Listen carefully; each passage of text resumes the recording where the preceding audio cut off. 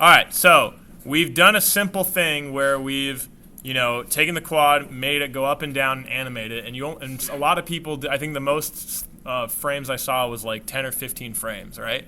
Now, if you're ever in a situation where you have a data file like this, where you have, in this case, it won't even tell me. It just says question mark, that just means it's a shit ton lines of code, right? What if you wanted to make a frame for every single row in this data file? You have time on the first column, x, y, latitude, longitude, and then the z coordinate, and then the roll, pitch, and yaw, and they're all separated by commas. In MATLAB, you would just read this in as a DLM read, and you'd move through. But basically, Blender has this extra toolbox here where you can actually run Python code inside of here and tell the rendering environment what to do. And so if you make a new window and you click the text editor, which is here, and you make a new script, and I'll upload this assignment or this code somewhere, you can run this. And so the way it works is exactly how we were making keyframes before. So in Python, what you have to do is you have to import modules. So you import BPY, which is the Blender Python module. That's what BPY stands for. And then you import math. That way you can do like cosine functions, square root functions, and stuff like that. And then just like we did the fopen command in MATLAB, you do file equals open, and I open that quad data file that I just showed you over here, right?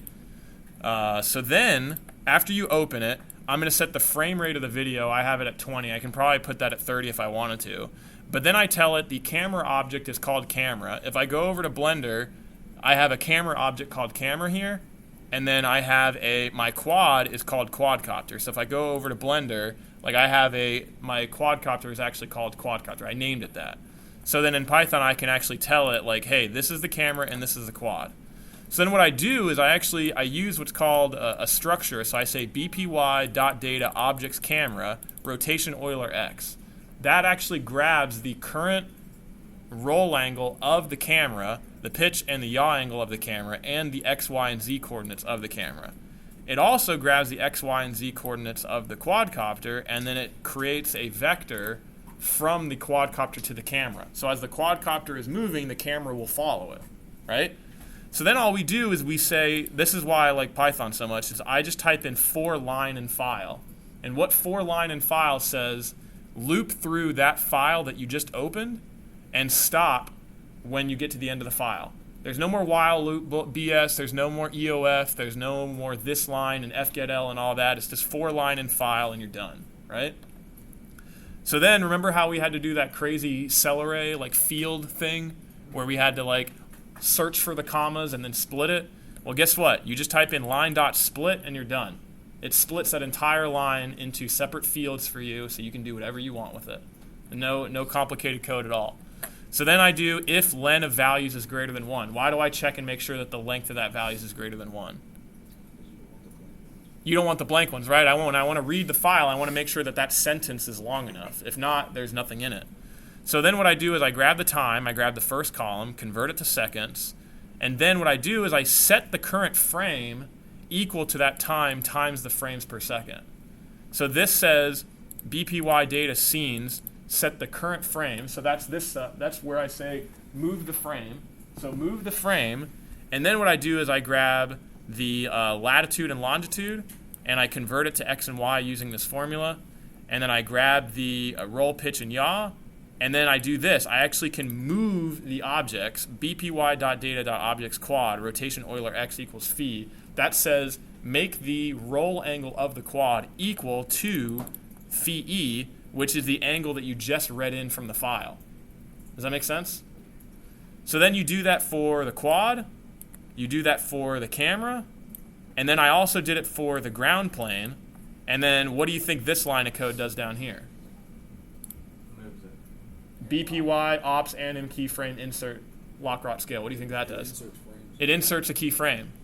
And then I reach the end of the loop, I go back up, I grab a new line, I grab new data, I move the frame here, I move the objects, I make a keyframe. I go back up to the top, I grab a new set of values, I move the frame, I move the objects, I make a keyframe, and I do that until I get to the very end of the file. And when I get to the very end of the file, I grab the last time, and I set the end frame of the video to end frame like that. And so if I copy and paste this code into Blender, I can actually run this as a script. So I'm going to toggle A like this. And so I'm going to A selects and deselects all of the objects in here. And then I'm going to type in Alt-P, and that's going to run through this code. And if you look at the timeline, now you'll see that there's a keyframe. There are 2,923 keyframes for every single line in that file. And so now I can hit play on here, and I can actually watch this quad. I mean, the GPS is only so good, right? So it thinks it went through the ground when it really didn't. But there it is taking off, and that's the real roll, pitch, and yaw of an actual flight test, right? Like I actually flew the quad, landed, pulled the SD card out, converted it to a log file, and then threw it into Python here like this, and now I'm rendering it, I'm actually watching it. And the funny thing about this one is that this was an example flight test, so I had the guy do like 360s, and then I had the pilot, go like full forward, full left, but then unfortunately right here, he crashed into a tree, and so the whole quad kind of freaked out. And so it's kind of funny watching Blender animate a crash. You relive it. Huh? You get to relive it. Yeah, exactly. We get to relive it over and over and over again. It's a gift that keeps on giving, right? It was not this much fun that day. It was not really much fun, but it's okay. We can laugh about it now. So anyway, so then all I had to do is just hit animation, and it'll animate 2,923 frames. Unfortunately, every frame takes... That frame took 1.44 seconds, right? So if I do 1.44 seconds times 2,923 frames over 3,600, this is going to take 1.1 hours to render this entire video. So when I was doing this for work and I had to render like really intense frames where frames would take like 10 seconds for each frame, I would throw it up on the cluster in Huntsville and have it just run overnight because it would take so long to do that. And so there's your lesson for animating with this. I guess I'll stop the video.